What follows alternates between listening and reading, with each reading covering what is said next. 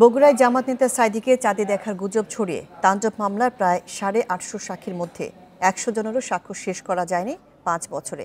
এভাবে চললে মামলা শেষ হতে লাগতে পারে অন্তত 2 দশক, নষ্ট হতে পারে মামলার আলামত, মত আইনজীবীদের। ফলে দোষীদের শাস্তিতে অনিশ্চিত হয়ে পড়েছে। মানবতা বিরোধী অপরাধে 2013 সালের 28 ফেব্রুয়ারি জামাত নেতা দেলোয়ার হোসেন সাইদীকে মৃত্যুদণ্ড দেয় আন্তর্জাতিক অপরাধ ট্রাইব্যুনাল। এর পরপরই 3 মার্চ সাইদীকে চাঁদে দেখা গেছে এ গুজব ছড়িয়ে পুরো জেলায় তাণ্ডব চালায় জামাত শিবির। 8টি পুলিশ ফাঁড়ি ও থানার পাশাপাশি সরকারি বেসরকারি অন্তত 150 স্থাপনায় হামলা চালানো হয়। পুড়িয়ে দেয়া হয় নন্দীগ্রাম উপজেলা পরিষদের সব অফিস।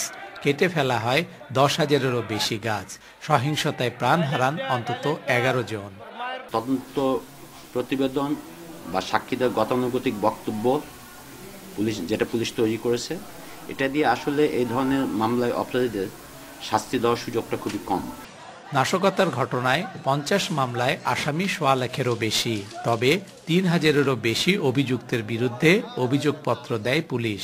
এর মধ্যে আসামি শনাক্ত করতে না পারায় নাশকতার 7টি মামলায় চূড়ান্ত প্রতিবেদন দেয়া হয়েছে। বিচারাধীন 43 মামলায় প্রায় 850 সাক্ষী থাকলেও আদালতে গত 5 বছরে সাক্ষ্য দিয়েছে 94 জন।